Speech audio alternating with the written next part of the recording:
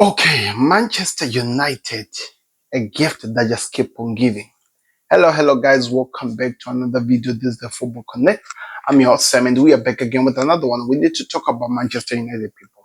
Why do we need to talk about Manchester United? Because I think they've just been humiliated, if you're not paying attention, by Brighton at Old Trafford. Are we confused, really? Are we really surprised? I don't really think so, because we knew of these things before we got to this point and people just didn't want to talk about it, but we knew of it. Let me try to make things make sense to you if you've not been learning a lot of things about United.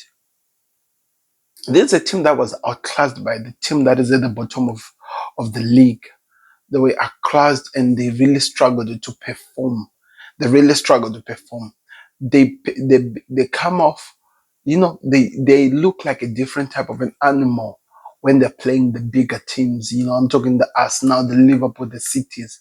But when they're facing their own mates, the ones where they're supposed to win, where they have to have the ball control, they let me just say they thrive on the teams that hold the ball than when they have to try by all means to control the ball and go score. Today against Brighton, this is one of the teams that we have seen. They controlled the position of the game. The passes they made more than Brighton, even though it was not really that different. But Brighton were willing to give them the position and he had them whenever they open up some spaces. Of course, there are some mistakes from the likes of Andre Onana. And I know the pressure is going to come only onto him, but the truth of the matter, and I think the manager of United have just said it, he is working with a team that doesn't even belong to be where they are. That's exactly what he said. Is it? I think so. Oh, maybe I'm getting confused. But one thing that I heard him talking about, he said that this is the worst Manchester United that he has ever seen. Of course, he has been watching United for a long time. We know what United have done as a club. We know what the brand represents. And of course, you can see that every position, the goalkeeper, yes, he tries, but he's not what United you should be having. These guys used to have the likes of this guy from what's his name? Schmeichel is a goalkeeper. Those type of goalkeepers who were commanding forces, who dominated. Let's talk about the right back. Let's talk about what they have on the right back. They're using a Mazraoui and what. Of course, I know the formations have changed, but these guys used to have the likes of Gary Neville, defense of the likes of Rio Fernandez, and all the bigger defenders. Now they're dealing with the Harry Maguire. I'm telling you, to see that this is the truth, that what the manager is talking about, saying that this is the worst Manchester United has ever seen. Take each and every position, take each and every player, and try to compare with any of, say, Alex Ferguson's teams. I'm talking from the best teams to the worst teams of, say, Alex Ferguson, who still won the cups, who still won these things, and try to fit any of these players into those squads. That's when you notice that, okay, they might be onto something, those people, because this is not United. Yes, I enjoy laughing about it. I'm a Liverpool fan, but this is not United. This is terrible. They played Brighton, and Brighton practically walked all over them. The only goal that United scored in this game was a penalty from Fernandez. Of course, Zeski contributed to that. But all the things that happened, the Minte, the Matoma, all those goals, it was easy. They wanted it more than United. If you look at the Matoma goal, the goalkeeper watches the ball passing him, and the defender thought it was going to pass him while Matoma was behind him and got to the ball first. That has to worry you if you're a fan.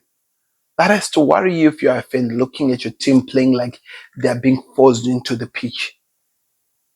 They're looking like, they look like they're not even a reflection of themselves.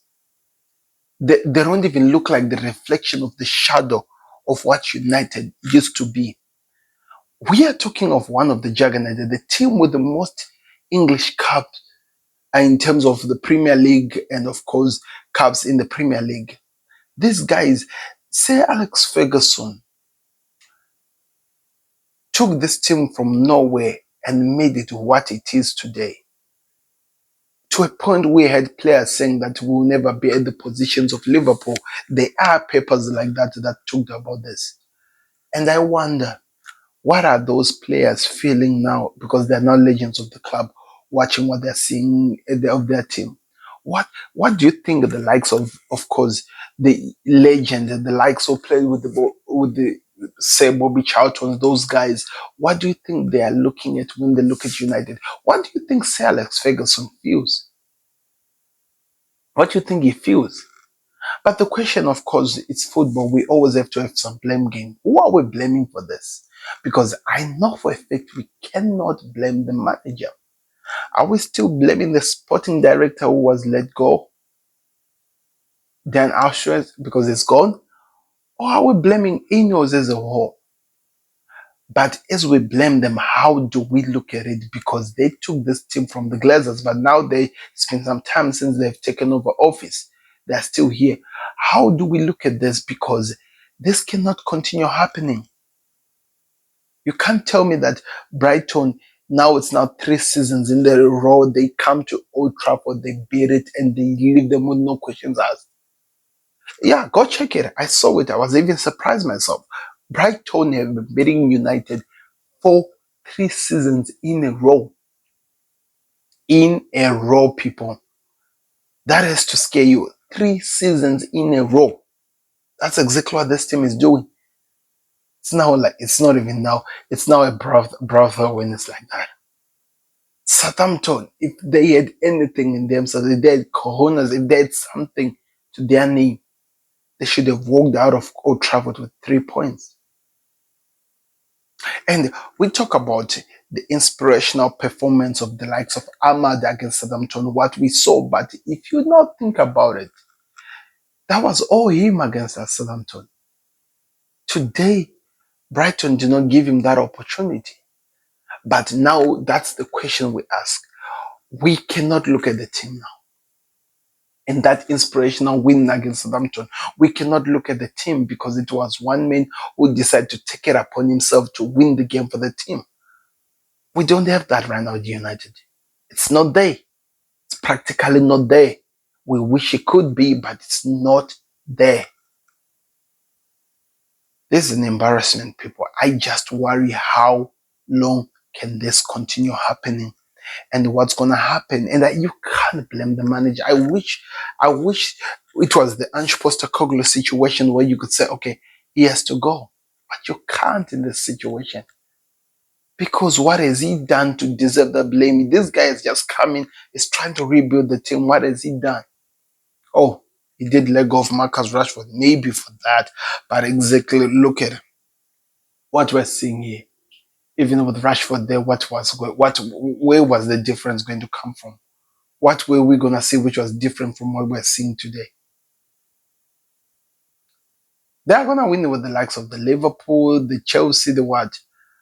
But the truth of the matter, the Premier League is not only made of 6 teams. It's made up of 20.